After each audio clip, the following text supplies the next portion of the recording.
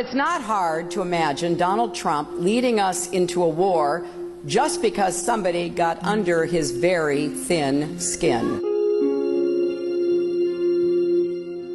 Americans aren't just electing a president in November. We're choosing our next commander-in-chief, the person we count on to decide questions of war and peace, life and death. And like many across our country and around the world, I believe the person the Republicans have nominated for president cannot do the job.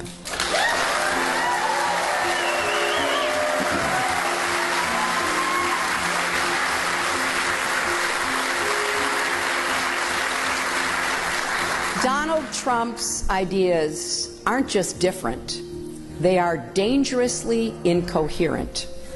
They're not even really ideas, just a series of bizarre rants, personal feuds, and outright lies.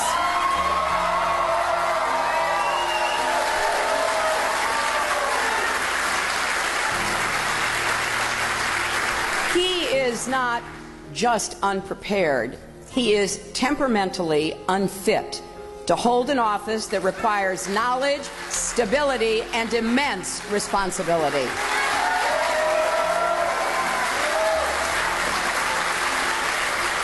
This is not someone who should ever have the nuclear codes, because it's not hard to imagine Donald Trump leading us into a war just because somebody got under his very thin skin.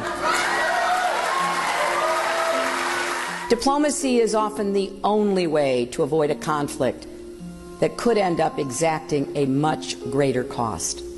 It takes patience, persistence, and an eye on the long game, but it's worth it. Take the nuclear agreement with Iran. When President Obama took office, Iran was racing toward a nuclear bomb. Some called for military action. But that could have ignited a broader war that could have mired our troops in another Middle Eastern conflict. President Obama chose a different path, and I got to work leading the effort to impose crippling sanctions. We brought Iran to the table, we began talks, and eventually we reached an agreement that should block every path for Iran to get a nuclear weapon. Donald Trump says we shouldn't have done the deal. We should have walked away. But that would have meant no more global sanctions and Iran resuming their nuclear program and the world blaming us. So then what? War? Telling the world, good luck, you deal with Iran? Of course, Trump doesn't have answers to those questions.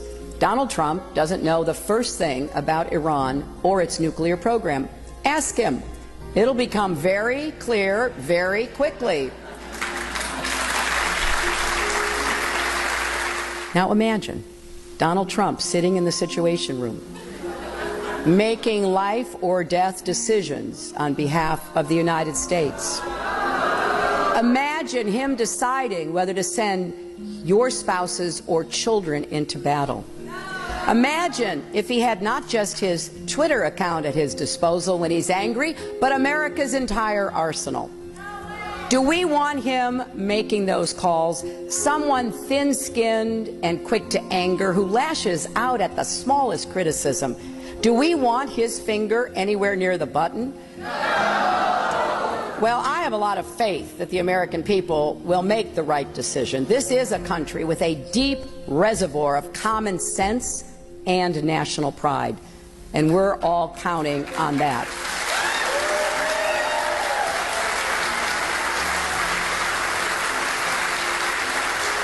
Because making Donald Trump our commander-in-chief would be a historic mistake, and it would undo so much of the work that Republicans and Democrats alike have done over many decades to make America stronger and more secure.